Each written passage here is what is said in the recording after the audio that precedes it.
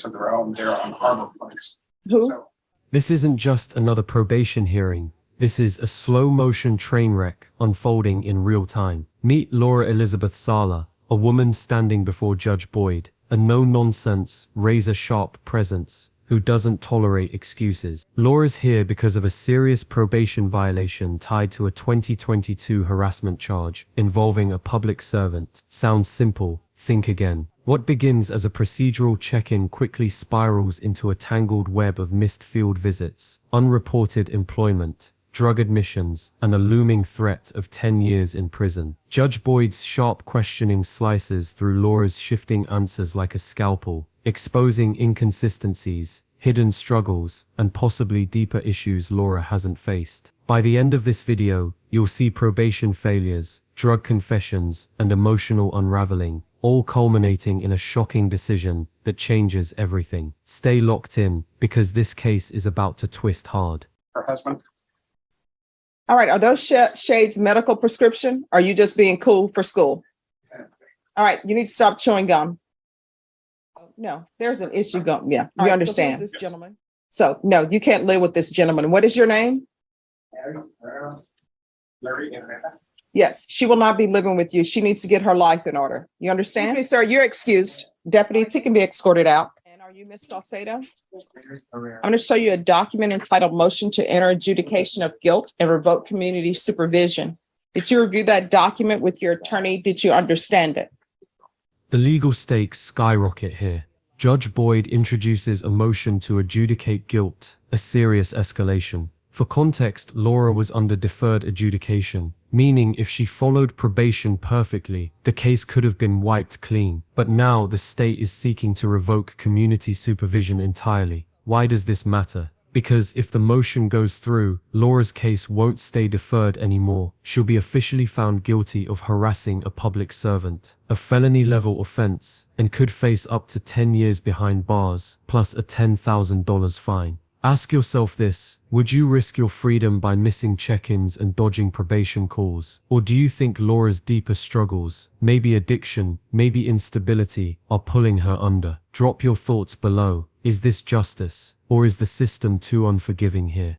Are you the same Laura Elizabeth Salcedo who was placed on deferred adjudication in 2022 CR 1745 for the offense of harassment of a public servant on March 30th, 2022 for a period of 2 years? Is that you? State?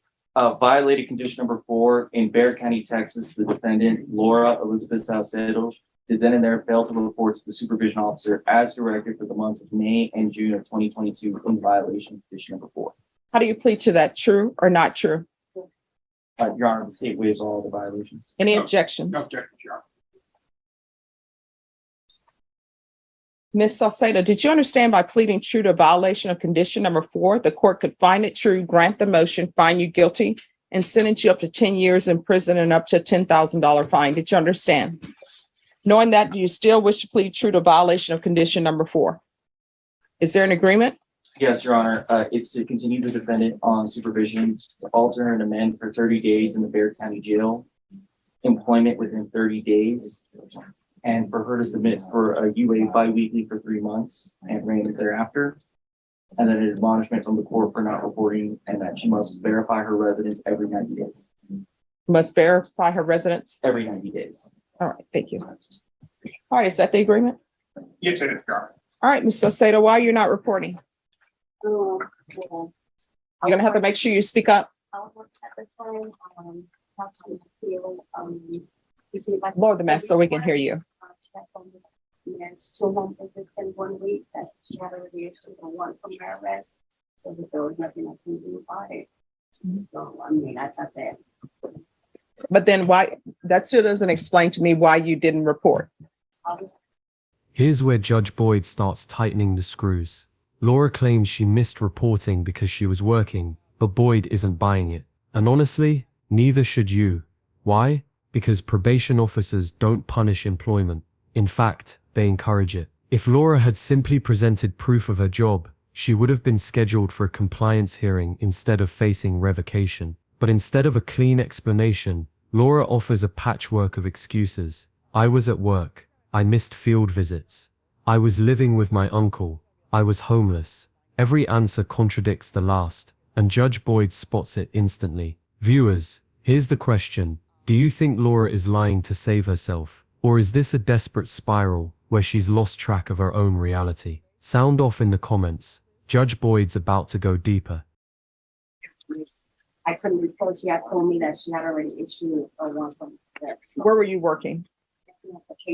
But through them, I mean, they're giving me a regular job. I just have to put in the application. Okay, so I still don't understand why you need to call probation and say that you're at work, you can't come in.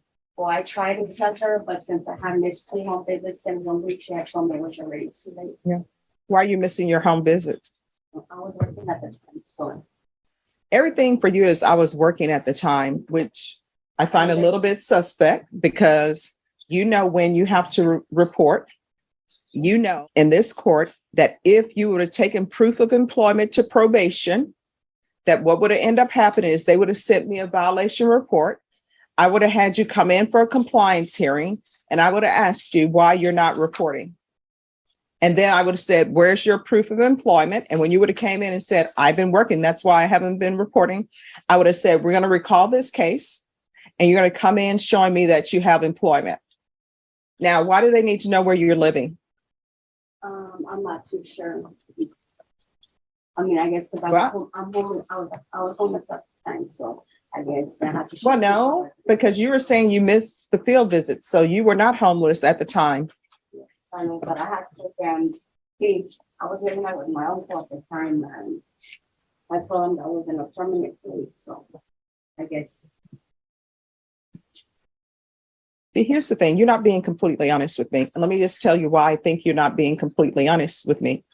I want you to follow me down the trail that you're giving me. One, you tell me that you can't do the field visits because you're working. Then you tell me, well, I live with my uncle and then I was homeless at the time. That's why I think they want the 90 days residency. Then you're telling me you can't report because you're working. Well, I can report now, you know, I'm living somewhere now, so. But at the time, I wasn't stable, so I was trying to get on my feet then. Do you have any drug issues? No, When's the last time you used drugs? it's been a couple months, 2 months. Okay. And what were you using? I was smoking What? ice. All right. And there it is. The moment everything shifts. Laura finally admits she's been using ice methamphetamine. For anyone unfamiliar, ice is crystal meth, one of the most addictive substances out there. Now the entire case takes on a new light. Suddenly, the missed reports, unstable housing, and inconsistent stories make more sense. Addiction complicates everything. But here's the twist. Judge Boyd isn't just here to punish. She wants to understand the full scope of Laura's problem. This is where the stakes explode emotionally. Is Laura someone making reckless choices, or someone drowning in a battle she hasn't admitted until now? If you were the judge, what would you do here? Lock her up to teach a lesson, or prioritize rehab over punishment? This is where legal policy clashes with human reality. So now we're coming to what the real problem is here. So how often were you smoking ice? Maybe once. Not, it wasn't something that I was doing constantly, you know. No. Here's the thing. You're on deferred adjudication. Everybody has said they want you to be continued. So I need to know what I need to do. So the next time that I see you, it will be because you've completed everything and you're asking me to let you off of probation, as opposed to seeing you before me in blue, potentially going to prison for 10 years. So let's not play any games. Raise your right hand for me. Do you solemnly swear affirm the testimony you give will be the truth and nothing but the truth, so help you God? All right, lower your hand, state your name. All right, and pull the mask down so we can hear you. All right, so how often were you using? Maybe once or twice a month. No, it wasn't once or twice a month. Don't do this. Here's the thing, you got to be honest with me. And honestly, if you're not honest with me, that tells me that you're still in the throes of your addiction and maybe you're not ready for help. But I don't know anybody who's using ice like once a month. Well, I mean, I wasn't using it constantly, you know what I mean? So. Yeah, so how often were you using it? Maybe twice a week or less, you know, it was in a constant thing. So you were using it weekly? Maybe weekly, bi-weekly. But All right. it wasn't a constant thing. All right, so she needs some help. She has a drug problem, which I had a feeling that she had based upon my conditions. So probation, we're going to need a TAP evaluation. Judge Boyd pivots hard here, and it's a critical turning point.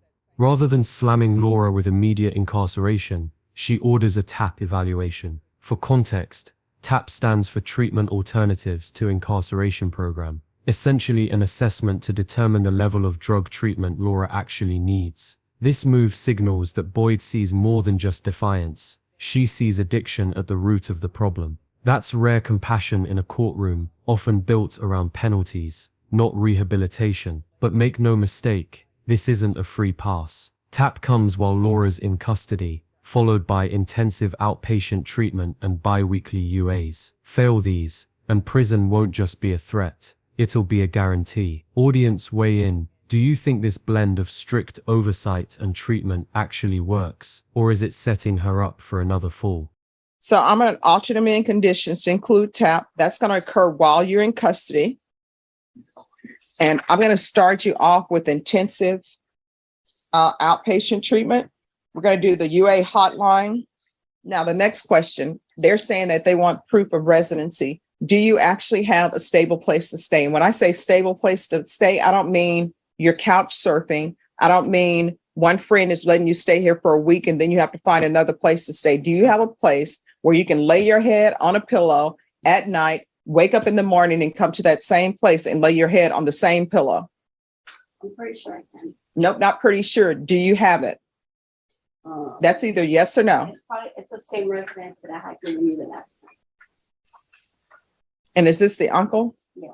Well, it seems like that didn't work out before. And I don't think your uncle wants you staying with him if you are using. And when we say uncle, is this a biological uncle? Yeah. How is he related to you? On which side? On my mother's side. Why are you not staying with your mom or your grandmother? Well, my mom she's getting on. She's not here right now. She just already had a heart attack. So right now she's in a nursing home. All right. And grandmother? I don't have a grandma. Do you have aunts? Yeah.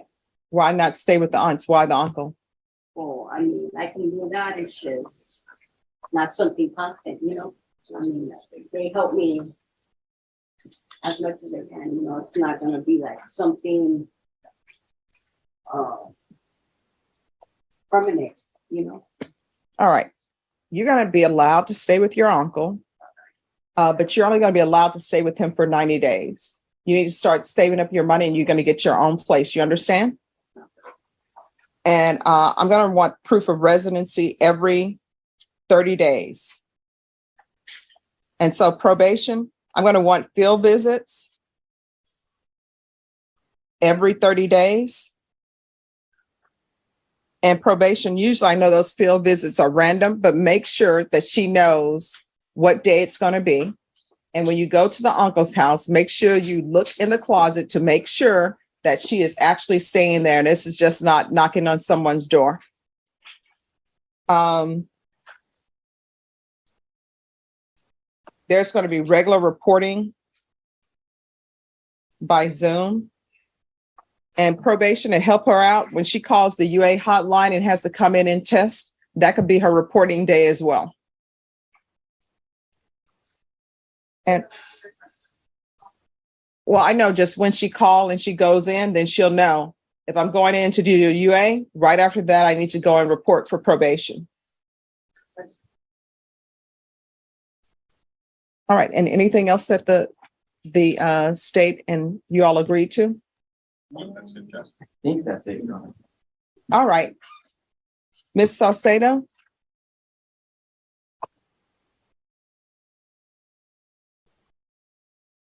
And I'm sorry, there's to be proof of employment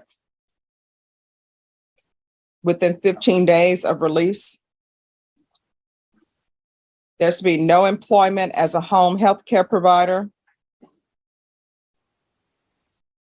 or with minors. Ms. Sosada, is there anything else you need from the court in order to be successful? No. Judge, gentleman approached me before we got started and indicated that she was Miss Sosada's husband. Apparently they have a place of their own there on Harbor Place. Who? So her husband. All right, are those shades medical prescription? Or are you just being cool for school? All right, you need to stop chewing gum. All right, so who is this gentleman? He's my husband. Do y'all have a certificate proving that you're married? And we're coming up. Yeah, I don't know him. I don't know how long she's known him. You have kids together. Okay, not yet put together. A little louder, please. What was the answer? Excuse me, I didn't hear your answer. 3-4 months. All right, so no, there's an issue going. Yeah, you understand. Yes. So no, you can't live with this gentleman. What is your name? Boom.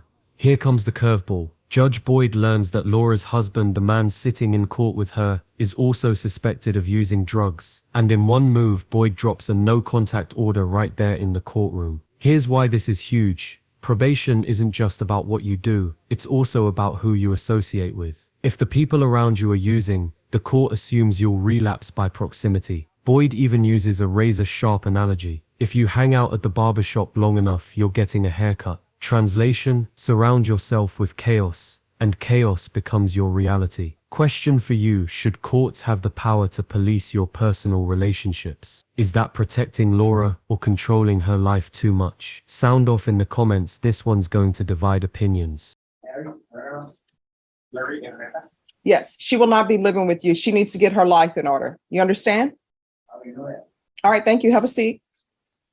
And Ms. Sosada, here's the thing. If you're using ice, what I've understood in my small time on the planet is your husband or common law for 3 or 4 months is probably using as well. Because what I do know is if you're at the barbershop, whether you need a haircut or not, if you hang out at the barbershop, at some point in time, you're going to get a haircut. So you're not allowed to be with him. You're not allowed to be around him. And I'm making that as a part of the conditions. Do you understand? All right. Is there anything else? Nothing. So probation, there's to be no contact with this gentleman in the courtroom. What's his last name? So, excuse me, sir, you're excused. Deputies, he can be escorted out.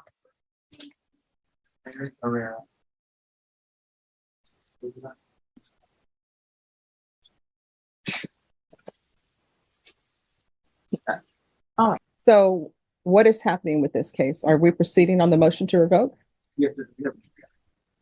All right. So, all right, court is calling 2022 CR 1745 State versus Laura Saucedo.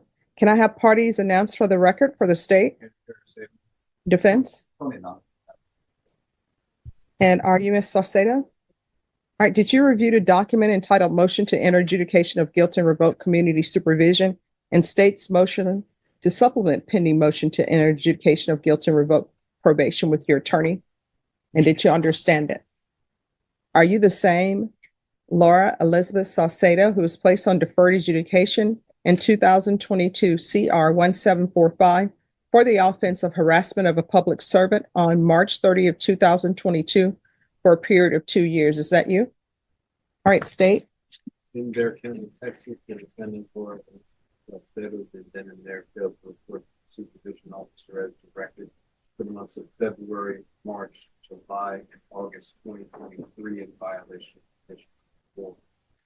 How do you plead to that? True or not true? Big waiver for remaining violation allegation, Your Honor. Any objection? No. All right, did you understand by pleading true to violation of condition number 4, the court could find it true, grant the motion, find you guilty, revoke you, and sentence you up to 10 years in the prison and up to $10,000 fine? And here's where patience runs out. Judge Boyd reveals this isn't Laura's first probation violation. It's her second. For anyone keeping score, this is critical. First violation, Laura got a break. conditions were amended. Second violation. Same issue, not reporting. Boyd calls it out plainly. Laura's been given every chance. Zoom check-ins, flexible schedules, reduced reporting requirements, yet she still vanished.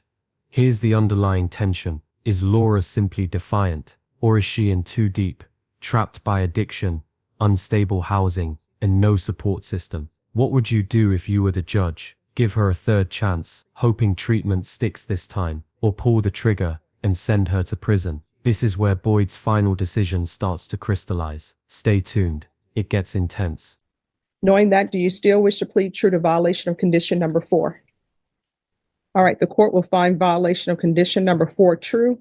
Is there a proposed agreement? Then for 1 year and 9 months, and then DDRF followed by MIC supervision.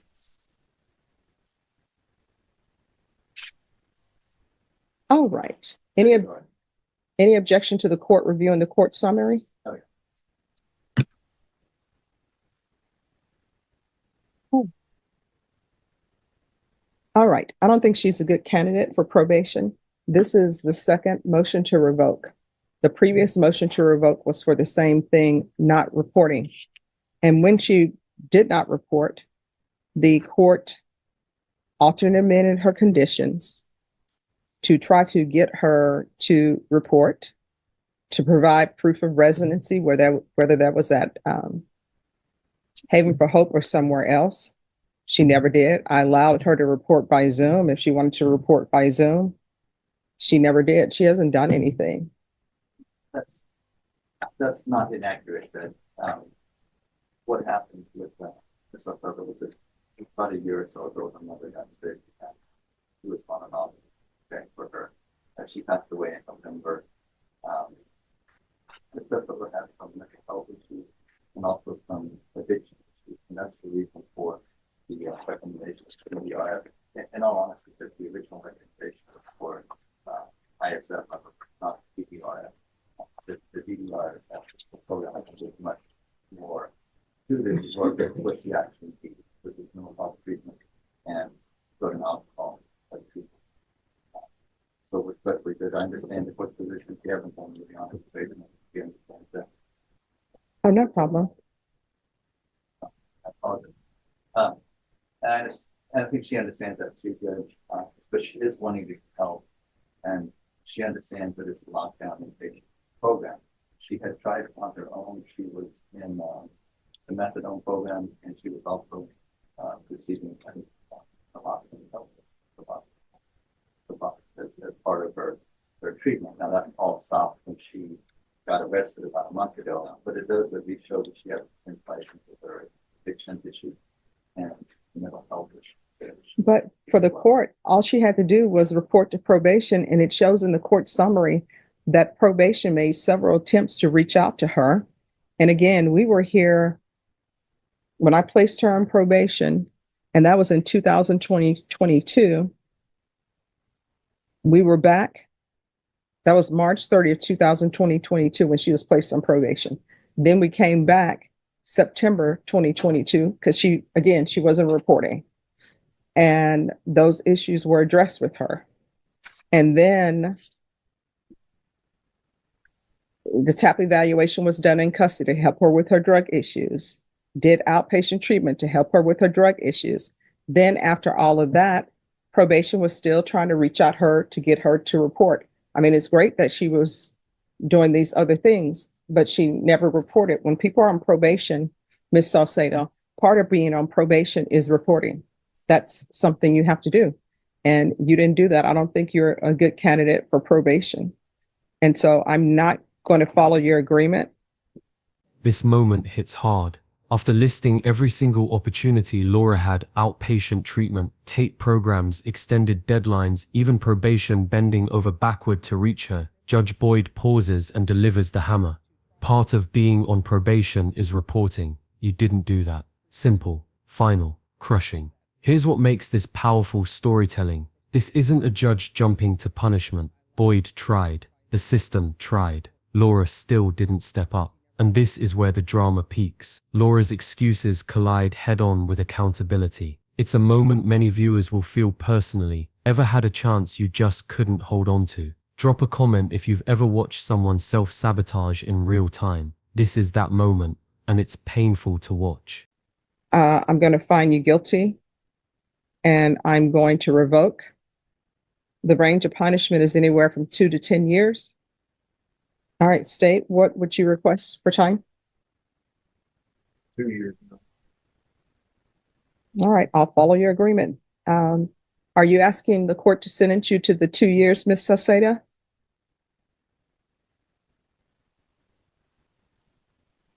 Are you waiving your right to appeal?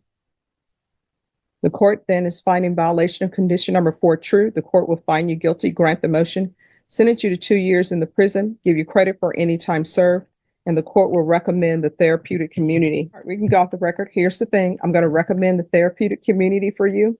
You'll need to ask for it, because if you don't ask for it, they definitely won't give it to you. The gavel drops, metaphorically. Judge Boyd officially revokes probation and finds Laura guilty. The range of punishment, anywhere from 2 to 10 years. Boyd, however, follows the state's recommendation and sentences Laura to 2 years in prison, with credit for time served. But here's the twist. Boyd isn't abandoning her. She recommends Laura for a therapeutic community program, an intensive in-prison rehabilitation initiative focused on addiction recovery. This isn't leniency, it's a gamble. If Laura uses this program to get clean, she walks out of prison with a fighting chance at rebuilding her life. But if she doesn't, she'll be right back in this same seat. Only next time there may be no second chances. Would you take the program seriously if you were in her shoes? Or is 2 years behind bars enough of a wake-up call? But if you ask for it, there's a good chance they will give it to you, because I'm going to make sure that it's in the judgment that the court is requesting therapeutic community. Therapeutic community is designed to help you with any issues you may have. You understand? All right. And when you're released from prison, if you can't find housing or a place that can help you, And that's it. Laura's case comes to a close, but the lessons linger. Let's recap the stakes. Original offense, harassment of a public servant. 2 years deferred adjudicate, wiped clean if she complied. Violation, missed reports. Unstable housing, admitted drug use. Final rule and probation revoked. 2-year sentence and a shot at rehab through the therapeutic community program.